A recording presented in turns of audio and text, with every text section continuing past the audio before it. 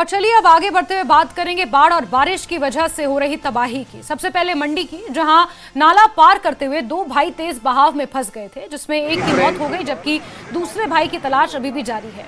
आज सुबह शिवाबदार के सुमनाला के पास ये दर्दनाक हादसा पेश आया। दोनों भाई गांव के लोगों के साथ सैर पर्व के मौके पर देवता के मंदिर में माथा टेकने के लिए गए थे।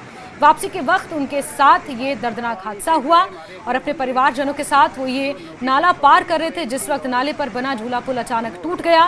दो भाई इस नाले में गिर गए, जिसमें से एक का शव बरामद किया गया है, दूसरे की तलाश की जा रही है। तो मंडी से आपको एक खबर दे रहे हैं जहां पर बाढ़ और बारिश ने तबाही मचाई है। नदी नाले सभी उफान पर हैं, जिसके नतीजे में आप ये तस्वीरें देख रहे हैं जहां दो भाइयों में से एक का शव मिला है, दूसरे की तलाश जारी है। वहीं मूसलाधार बारिश ने राजधानी शिमला में भी कहर बरपाया है, जहां के हिमलैंड में भीषण तबाही की घटना सामने आई, जहां एक परिवार के 7 लोग मलबे और पेड़ों के नीचे फंस गए। घर के सभी दरवाजे बाहर निकलने के लिए बंद हो गए थे, जिससे परिवार को करीब 8 घंटों तक दहशत भरी रात बितानी पड़ी। इस परिवार का एक सदस्य लगभग 8 घंटे बाद रेस्क्यू कर बाहर निकाला गया।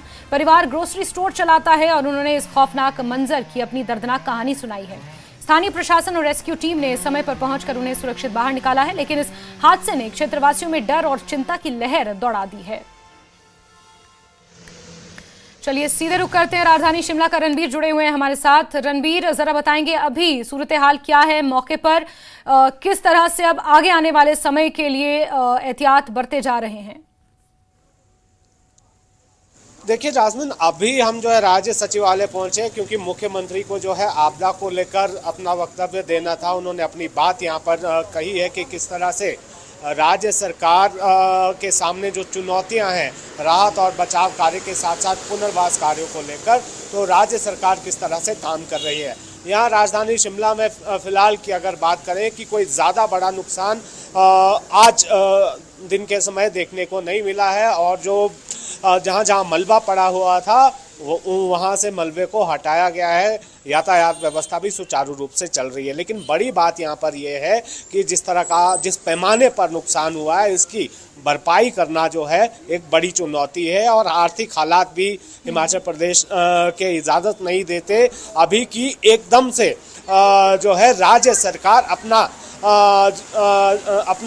जो राज्य सरकार के पास अभी जो राशि है उसको एक तरफा जो है एक जगह पर लगाया जाए। लेकिन नुकसान इतना ज़्यादा है कि अलग अलग जगहों में नुकसान बहुत ज़्यादा है, और यहाँ पर मुख्यमंत्री ने ये कहा है कि जिस तरह की प्रदेश की आर्थिक स्थिति है, आर्थिक संकट है, तो अलग अलग योजनाओं में कट जो है सरकार लगाएगी और उसी के जरिए राहत राशि प्रभावितों को पहुंचाई जाएगी। जास्मिन, बिल्कुल रणबीर, ये तो सरकार की तरफ से क्या कुछ किया जाएगा वो बात हो गई।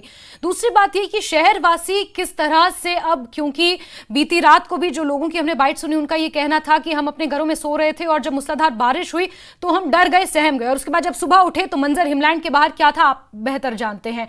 ऐसे में अब शहरवासी और यहाँ के जो प्रशासन है वो किस तरह से अलर्ट है?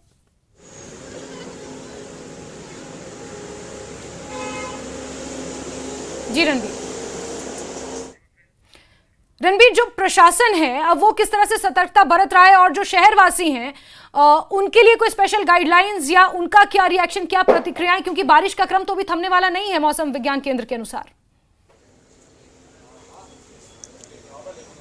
जी आपको बता दें, यहाँ पर प्रशासन की तरफ से जो एहतियाती कदम उठाए जाने चाहिए थे वो सभी उठा दिए गए हैं।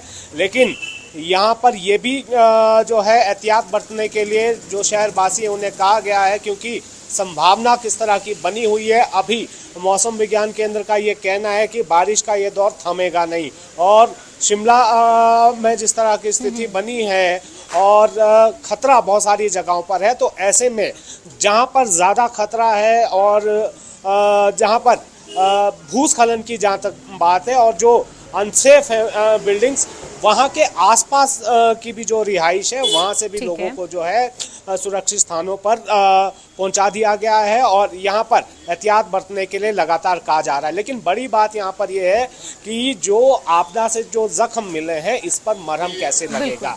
मुख्यमंत्री ने ये कहा है कि 7,70,000 रुपए उन परिवारों को दिए जाएंगे जिनका सब कुछ इस आपदा में लुट गया है। लेकिन आर्थिक स्थिति की जहाँ तक बात है और केंद्र से जो मंत्री अभी आ रहे हैं, इसको लेकर भी मुख्यमंत्री की तरफ से कहा गया है कि अच्छा तो ये रहता कि कोई केंद्र से मदद आती, वो ज़्यादा सही रहता।